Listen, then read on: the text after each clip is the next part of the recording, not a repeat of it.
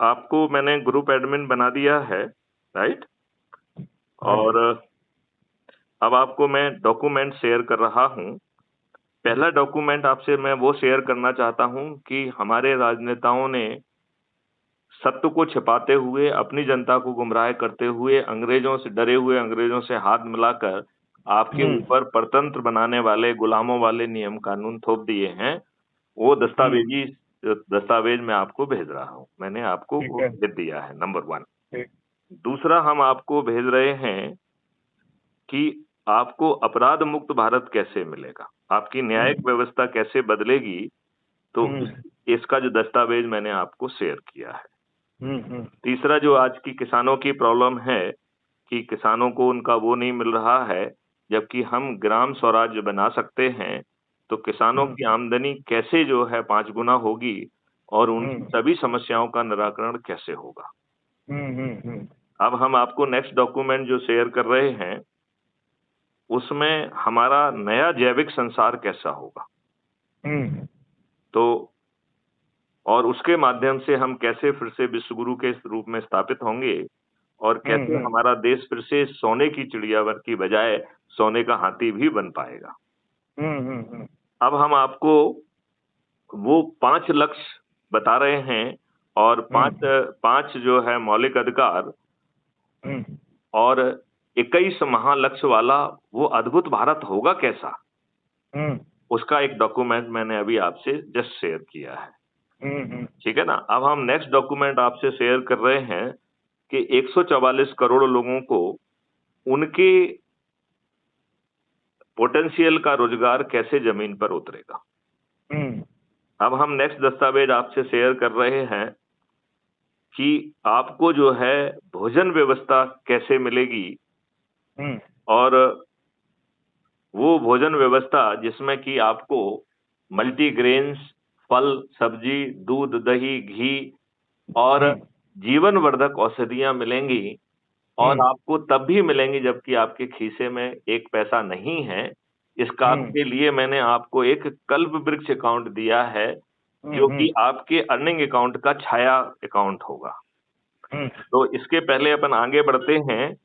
कल्प वृक्ष अकाउंट कैसे काम करेगा, मैं आपसे ये डॉक्यूमेंट शेयर करता हूँ, 1 सेकंड का है, क्योंकि आपको वो सब चीजें तभी समझ में आएंगी ना जब आप मतलब पूरी क्लियर क्लैरिटी जब आ आप जाएगी। उसको पूरी चीजों को समझ पाएंगे।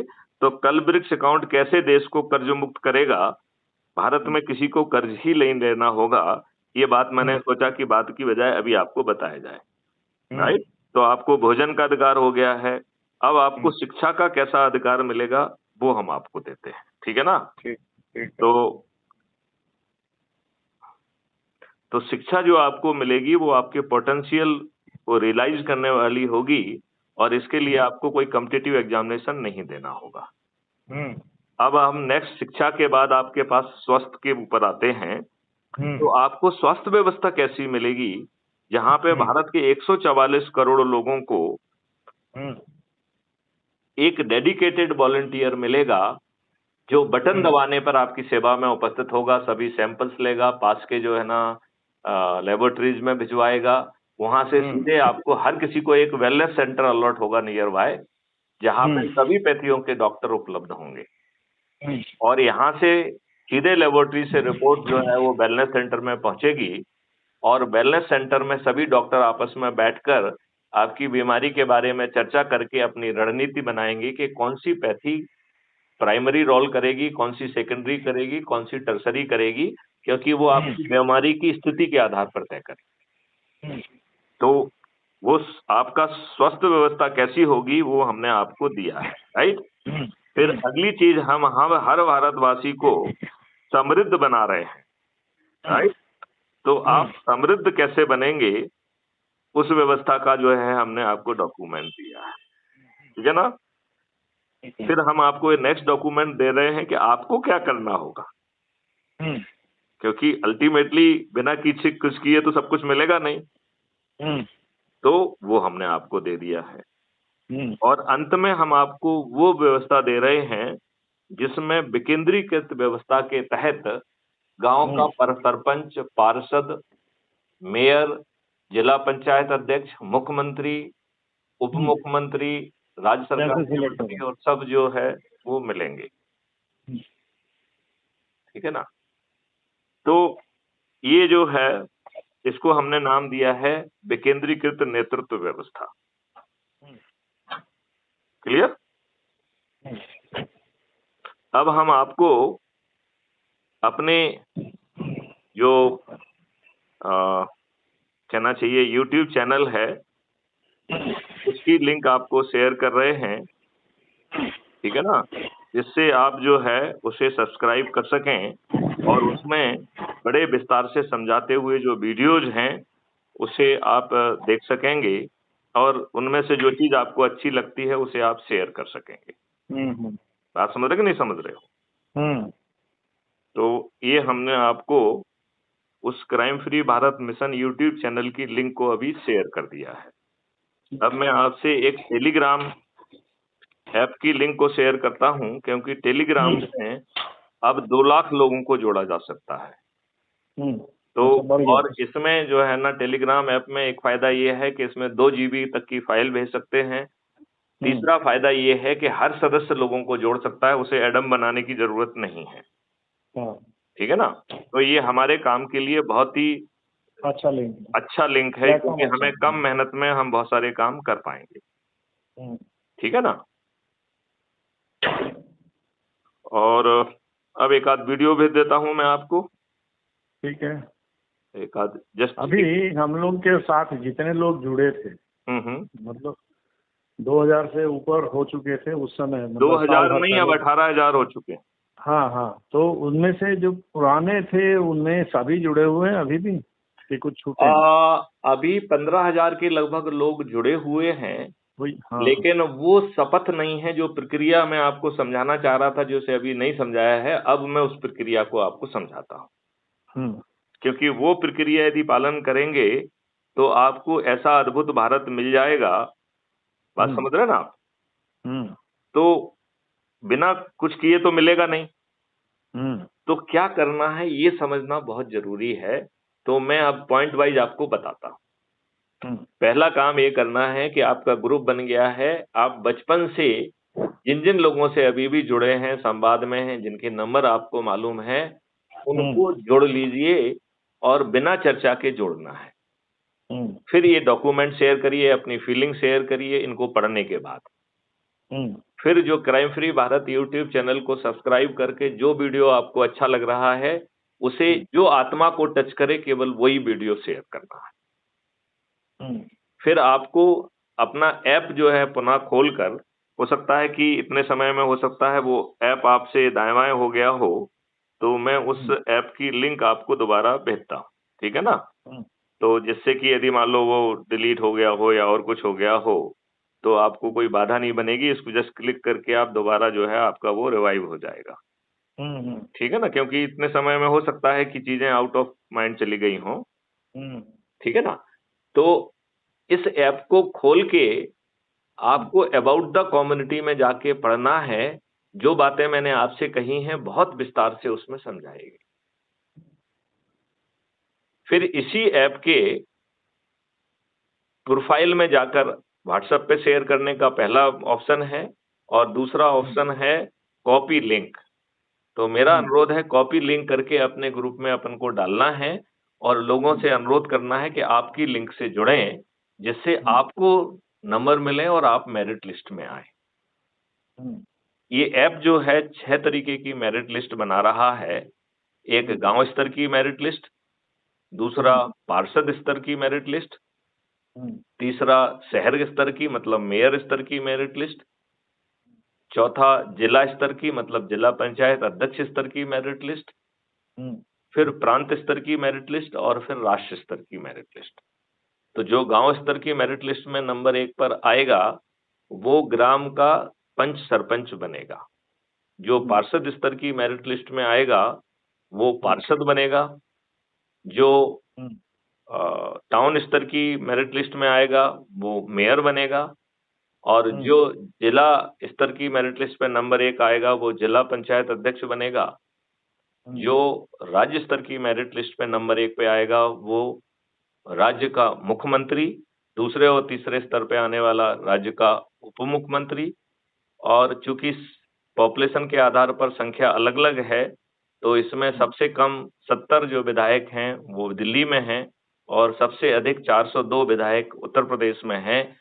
इस प्रकार 70 से 402 में आने पर उसे विधायक क्षेत्र का चंद्रगुप्त का सर्टिफिकेट और विधायक का टिकट उसके घर पहुंचेगा। इसी तरीके से राष्ट्रीय स्तर पर जो अधिक से अधिक लोगों को जोड़कर नंबर 1 पर अपने आप को स्थापित कर पाएगा, वो इस देश का प्रधानमंत्री बनेगा। जो दूसरे और तीसरे स्तर पर आ सकेगा, वो इस देश का उप प्रधानमंत्री, और जो 82 में आ जाएगा वो केंद्रीय सरकार का केंद्रीय मंत्री, और जो 543 में आ जाएगा उसे सांसद क्षेत्र का चंद्रगुप्त का सर्टिफिकेट और सांसद का टिकट उसके घर पहुंचाया जाएगा। इसमें जीतने की व्यवस्था भी की गई है।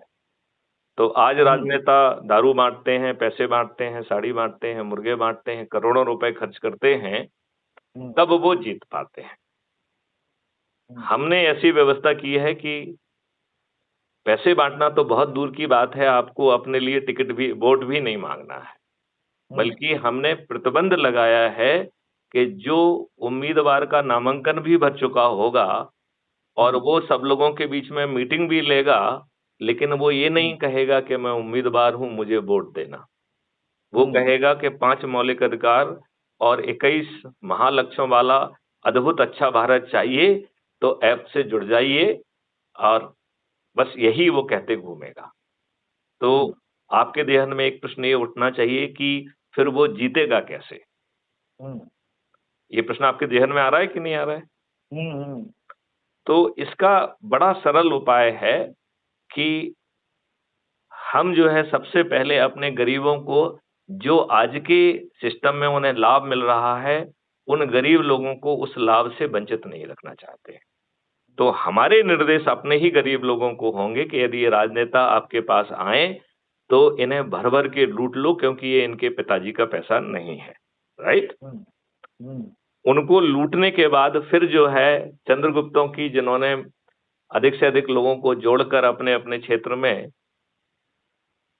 मेरिट लिस्ट में स्थान बनाया होगा, उनकी सूची जारी की जाएगी और उन्हें जो है प्ले कार्ड जारी किए जाएंगे। सब लोगों को अपने अपने क्षेत्र में प्रभात फेरियां निकालना है कि शारदा जी हमारे चंद्रगुप्त हैं, मैं उन्हें संकल्प के साथ विजयी बनाऊंगा। ईवीएम मशीन में सरल क्रमांक फलाने पर उनका नाम अंकित है, उनका चुनाव चिन्ह ये है, मैं उन्हें अच्छे भारत के लिए संकल्प के साथ विजयी बनाऊंगा, और फलाने तारीख को वोटिंग है, तो वोटिंग में जाकर हम ये कार्रवाई करेंगे।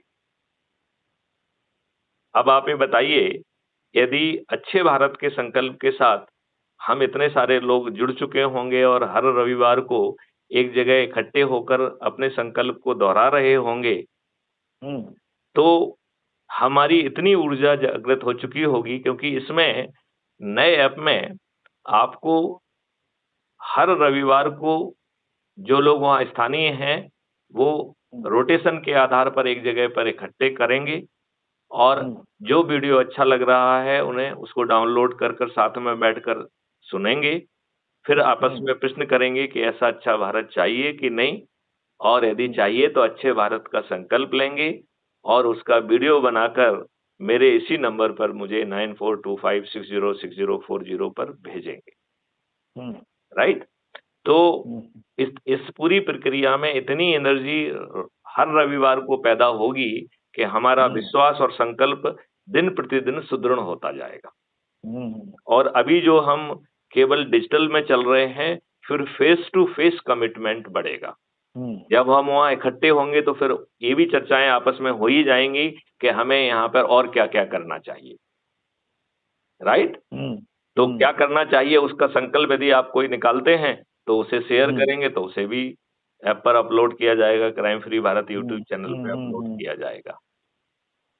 तो अब आपको रिफाइंड मेथोडोलॉजी कैसी लगी? ठीक है, बहुत बढ़िया। क्या आपको विश्वास हो चला है कि लोग बाग अपने लाभ के लिए अब इन राजनेताओं पर आश्रित नहीं होंगे, जिन्होंने धोखा देकर सत्ता का हस्तांतरण स्वीकार किया। शारदा जी, एक नया तथ्य हमें मालूम पड़ा, जब आरबीआई की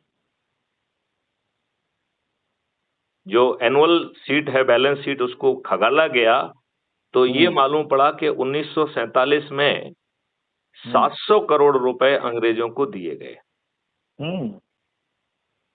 जानते हैं किस चीज के थे? नहीं। ये राष्ट्रपति भवन से लेके, पार्लियामेंट से लेके, जो इमारतें अंग्रेजों ने हमारे ही धन से बनाई थी, उन सब की एक मुश्त जो है ना भुगतान किया गया है। अच्छा। और दूसरा, इसमें जो जितने भी अंग्रेज यहाँ थे उनको ताउम्र की पेंशन कैलकुलेट करके उन्हें एक मुश्त में दी गई है। इसकी टोटल वैल्यू 700 करोड़ रुपए बनी है उस समय की। तो वो 700 करोड़ जो है वो अंग्रेजों के उसमें ट्रांसफर हुए हैं। तो वो लूट के साथ साथ आपने अंग्रेजों से परातंत्रता को परचेज किया है। और आप ये बताइए, चलो उस समय नहीं तो कभी ना कभी ये तथ्य जनता को बताना चाहिए था ना कि हमने इतना पैसा दिया है। इस तथ्य को क्यों छिपाया है? क्यों बताएंगे? जब गलत काम किया है तो उजागर क्यों करेंगे? तो हम यही कह रहे हैं कि ये लगातार ही गलत काम करते रहे। इन्होंने अंग्रेजों की साजिश के तहत इसे 565 रियासतों में और 2 डोमिनियन में स्वीकार किया। यदि आपके सरदार पटेल नहीं होते और वो इस देश को एकीकृत नहीं करते तो आपकी क्या हालत हो रही होती आज?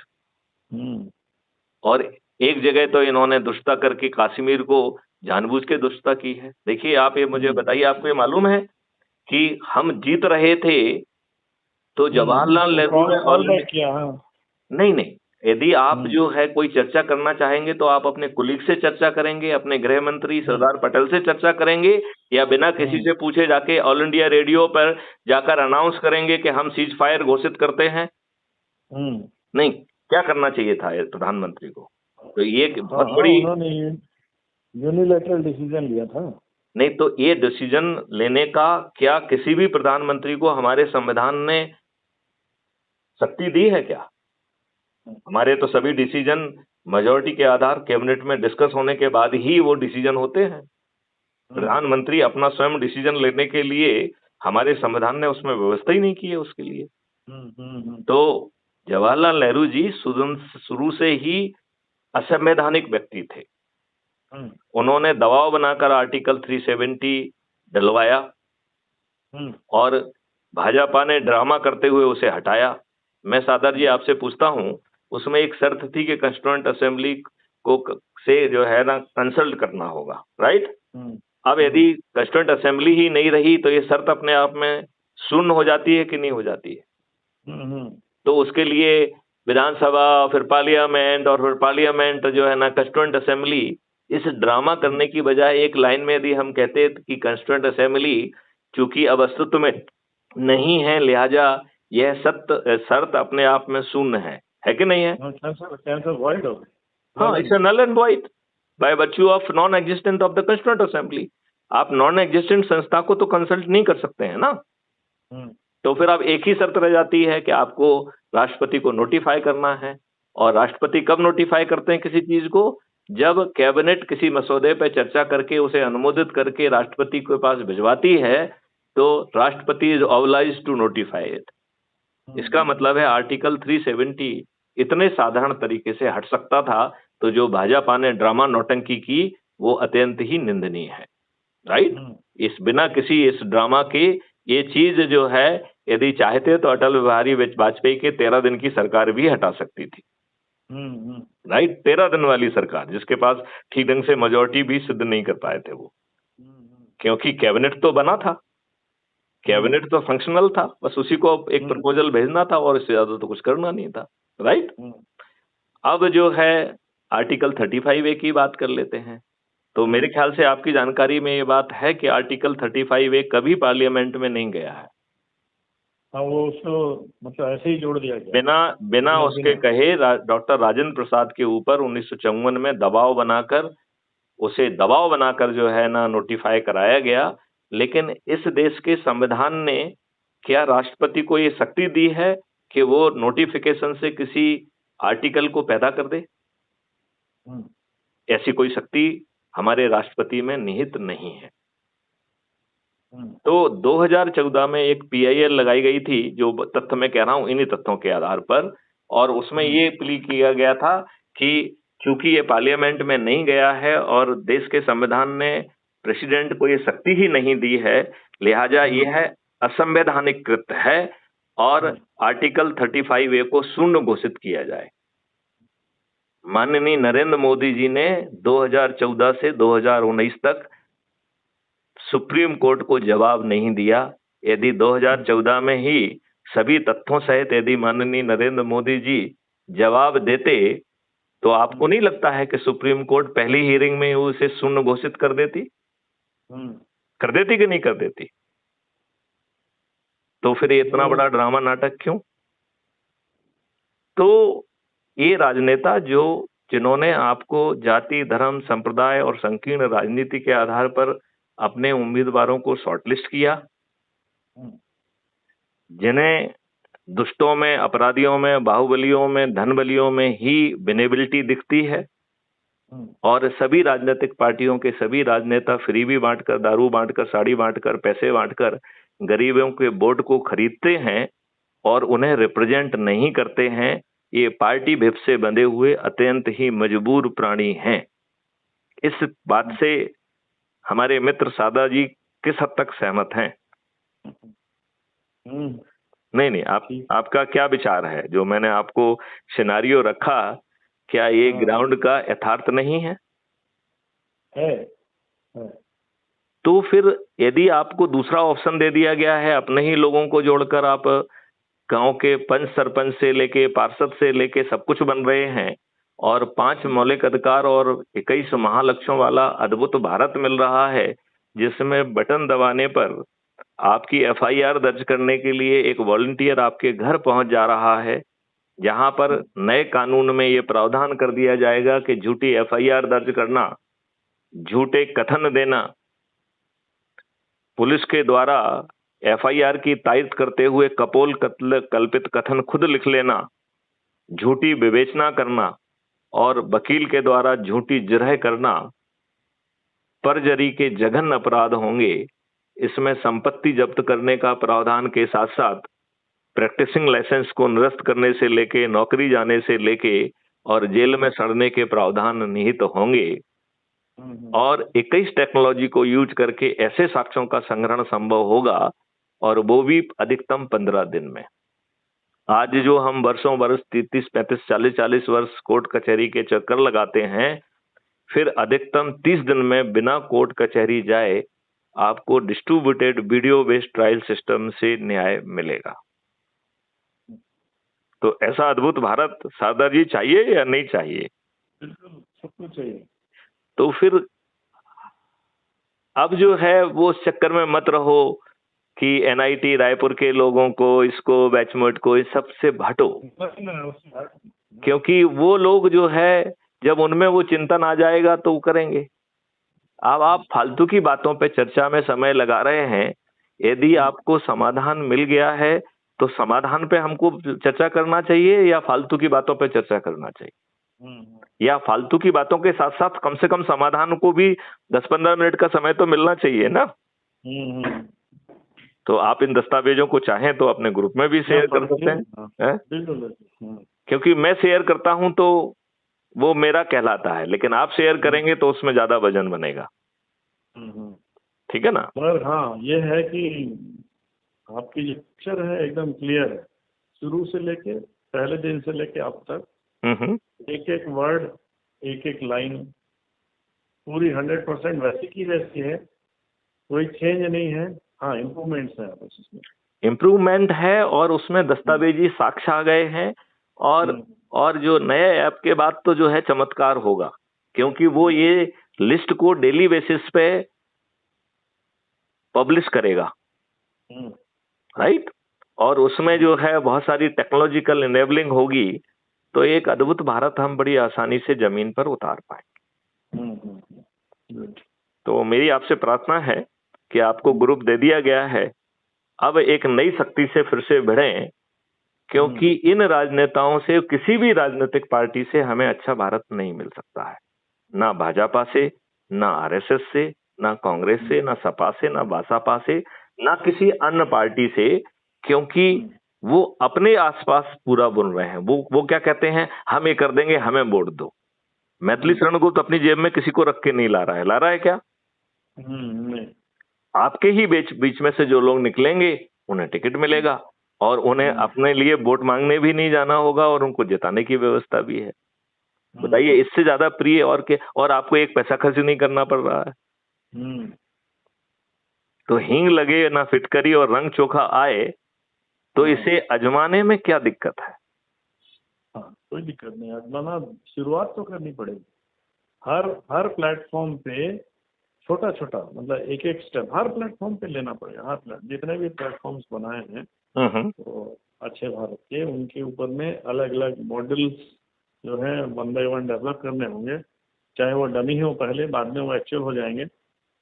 जब डमी प्लेटफॉर्म्स इकट्ठे होने शुरू होंगे, लोगों को कॉन्फिडेंस अभी जो है, मैं वर्धा में एक कॉन्फ्रेंस में गया था जिसमें 100 से अधिक जो है ऐसे लोग इकट्ठे हुए थे जिन्होंने अपनी जिंदगी समर्पित कर दी है। कोई जो है जल पे काम कर रहा है, कोई कृषि पे काम कर रहा है, कोई जैविक खेती पे काम कर रहा है, कोई पर्यावरण पे काम कर रहा है, और उन्होंने ग्राउंड पर काम करके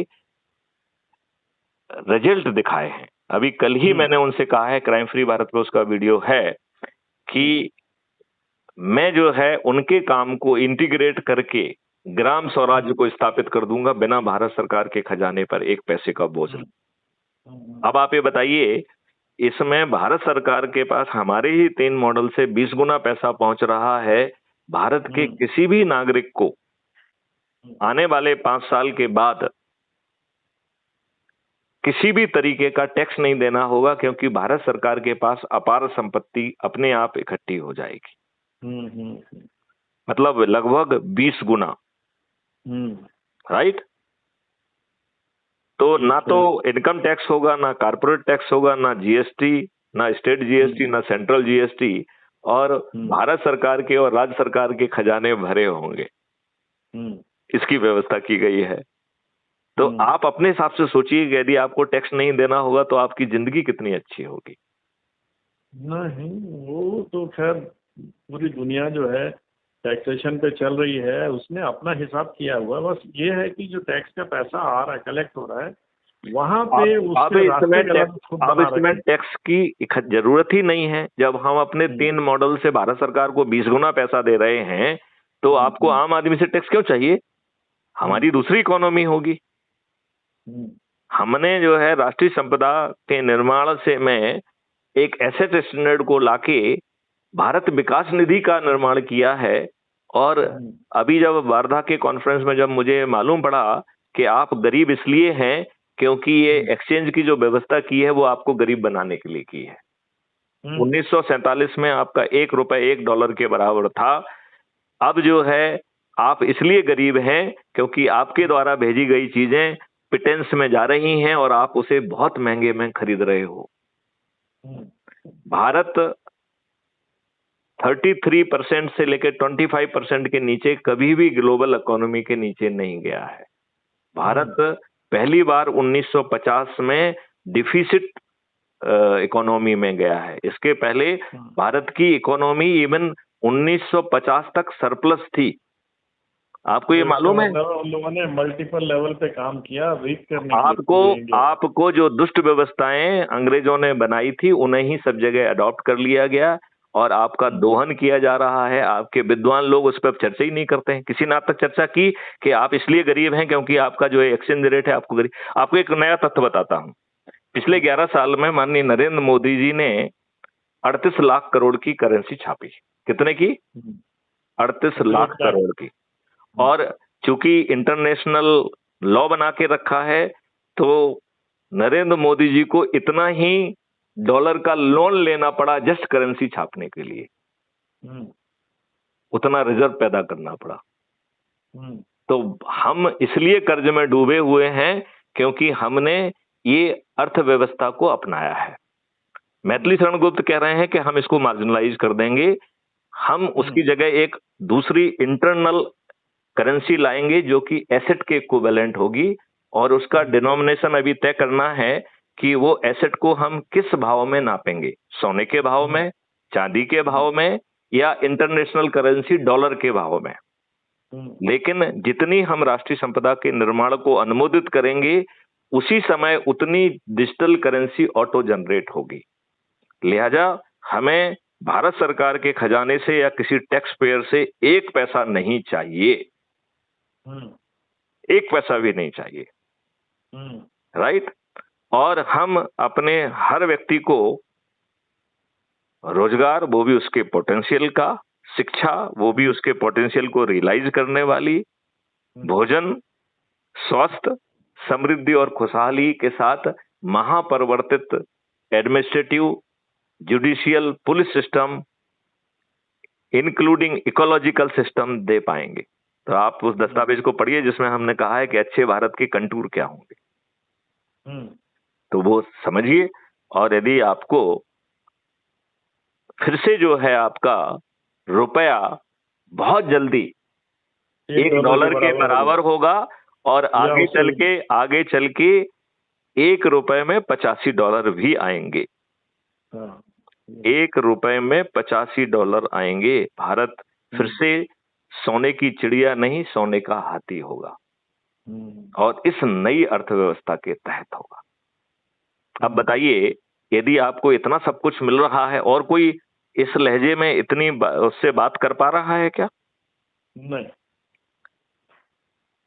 देखो, कितने समय से मैं भारत विकास निधि की बात कर रहा हूं, और मुझे 4 दिन पहले मालूम पड़ा कि भारत विकास निधि का मॉडल कॉस्मिक पावर ने क्यों मेरे दिमाग में उतारा, उसका जस्टिफिकेशन मुझे 4 दिन पहले मालूम पड़ा।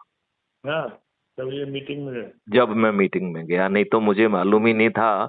अब बताओ, हम जैसे व्यक्ति जिसने 13 डिग्रियां करके रखी हैं, यदि उसे इस तथ्य का उसको भी नहीं मालूम पड़ पाया, जो खुद सिस्टम का हिस्सा रहा है, तो आम आदमी से आप क्या अपेक्षा करते हैं? क्या माननीय नरेंद्र मोदी जी ने बताया कि हमने इतने लाख की करेंसी खरीदी और उसके लिए हमने देश को इतना कर्ज में डुबो दिया, और हमने सिर्फ जो है ना उस करेंसी को छापने के लिए हम कर्जदार बन रहे हैं बिना किसी चीज को खरीदे। मतलब ये कितनी दुष्ट व्यवस्था है, और हम में से कोई विद्वान उस पर चर्चा नहीं कर रहा है। क्या आप मेरी बात से सहमत हैं? तो क्या आप नई एनर्जी से काम करके अपने बच्चों को अच्छा भारत देने का संकल्प हर रविवार को दोहराएंगे? क्योंकि वो फिजिकली जुड़ना है, क्योंकि ये एनर्जी डिजिटल प्लेटफॉर्म से आके फेस टू फेस वाले प्लेटफॉर्म पर इसे हमें लाना ही होगा। और 100 लोगों को जोड़ने के बाद आप मुझे आमंत्रित करने के हकदार बन जाएंगे, उसके पहले नहीं है। तो जब आप मुझे बुलाएंगे तो मैं सशरीर आपके बीच में पहुंचूंगा और आपके संकल्प समारोह का हिस्सा बनूंगा। चलिए, तो अब इस वार्तालाप को यहाँ विराम दें। जरूर। इस वार्तालाप का भी वीडियो आपने मतलब ऑडियो बनाया होगा?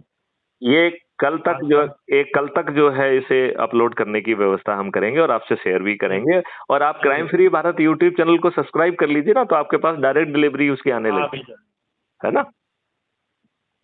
चलिए, तो इस संवाद को अब यहीं विराम दें। विराम देते हैं, ठीक है। जय हिंद, जय भारत, वंदे मातरम, जय गुरुदेव।